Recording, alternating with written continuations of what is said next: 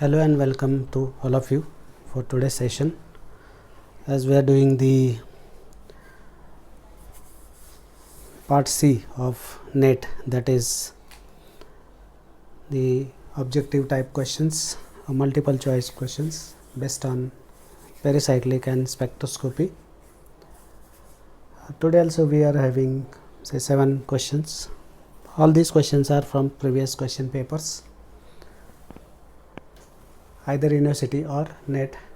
1,4-butanediol on oxidation and workup gives a compound which has molecular formula C4H6O2, which is marked as X. X has got IR 1780, PMR 2 protons and probably 2 protons here. There are only 6 protons, so 2 protons, not 4. Overall 6 protons are there. Okay, and the options are this 4-membered lactone, 5-membered lactone, this 5-membered ketone, and 4-membered lactone, of course with methyl as the substituents at different position than the first one. Okay, 1,4-butanediol. So let me put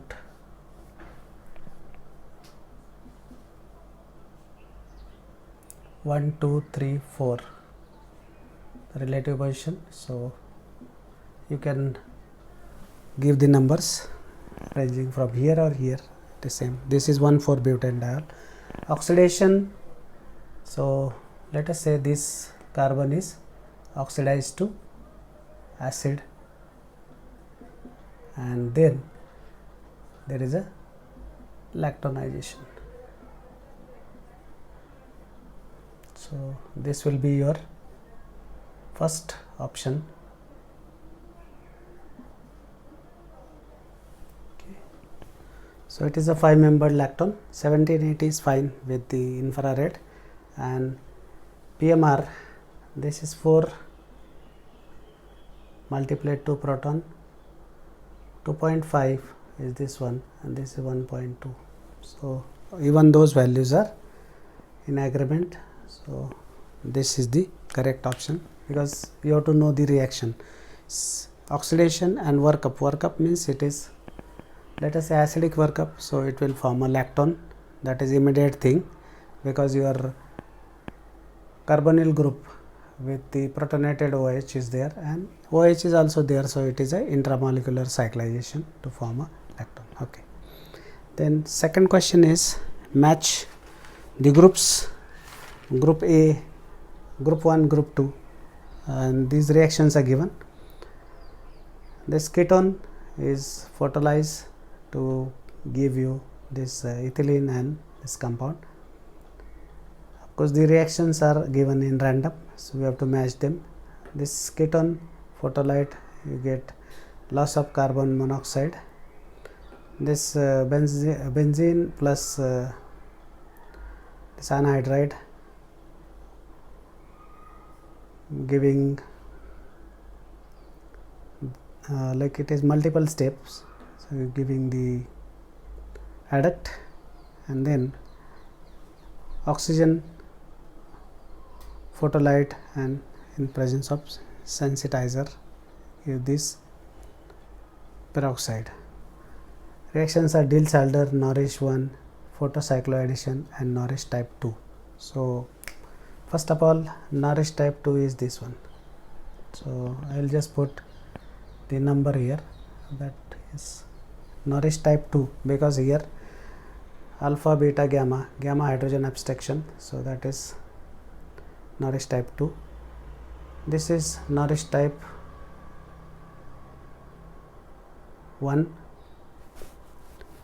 Then this one is Diels-Alder, and last one is your photocycloaddition. So you can match like this. This is Diels-Alder, and that's all. Okay. So this is P, this is S, this is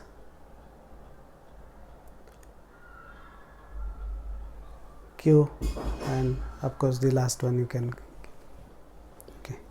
Next one is this cyclopentadiene is stated with this dienophile, and you are expecting a product. Now the geometry of this dienophile, the substituents especially, remains intact in the product, and that is trans. So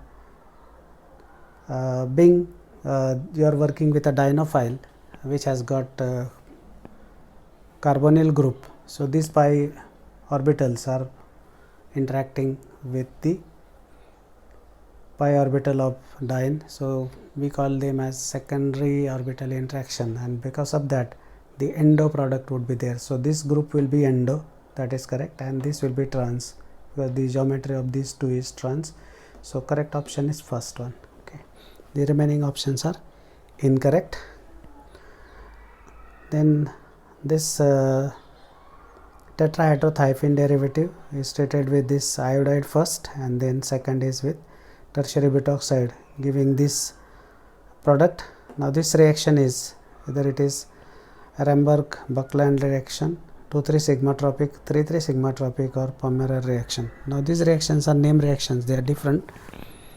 It is between 2,3 and 3,3. So what happens first is, I'll just put it here so we can show it clearly. First of all, the sulfur interacts with this, iodide will go off and you will get the sulfonium ion. Then butoxide will abstract a proton from here because this becomes your sulfur halide, and then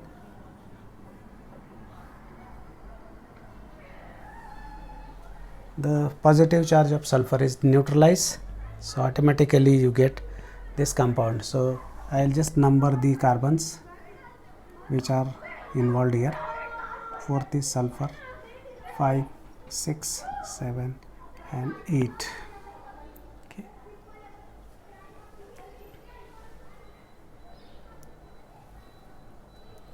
One central double bond is there.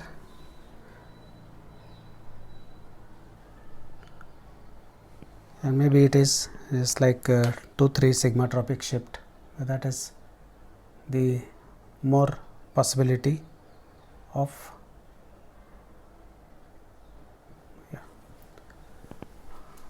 Fifth one is this chlorohydrin is stated with HCl and water, followed by triethylamine and heat.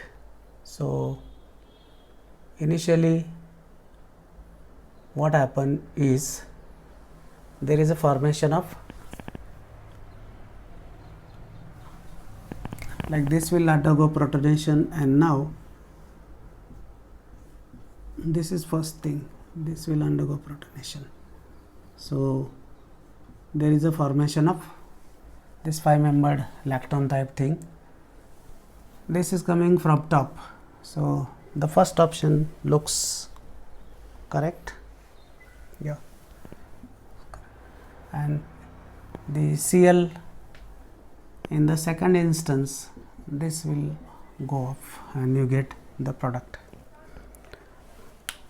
For next compound, this one you have to draw the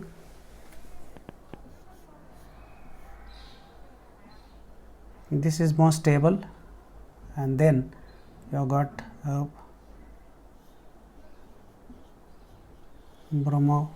cyclic bromonium ion as an intermediate, and then OH minus can open it up.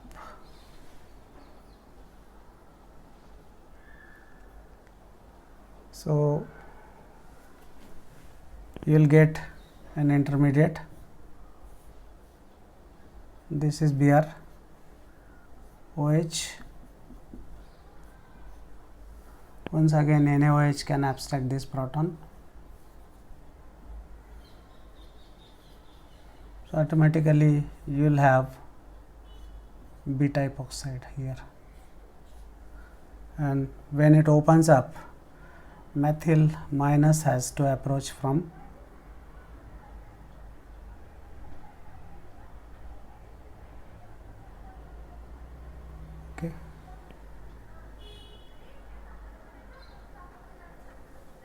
not here,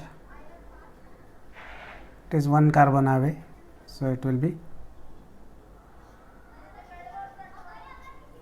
anyway the approach of OH will be from the top, let us say, and then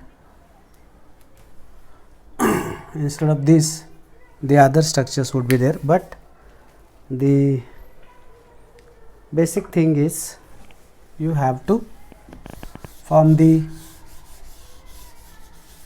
bromonium ion intermediate and then opening of that intermediate followed by epoxidation with NaOH, and then dimethyl copper lithium will open it up because this is the source of Me minus.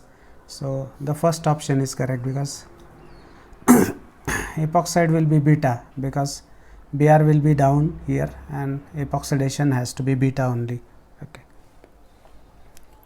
Last one is this pentadiene, cyclopentadiene is treated with this and heated, you get A, on photolysis it gives B.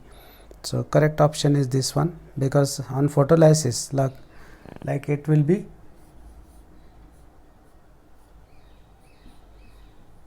SOPH, so that is first thing.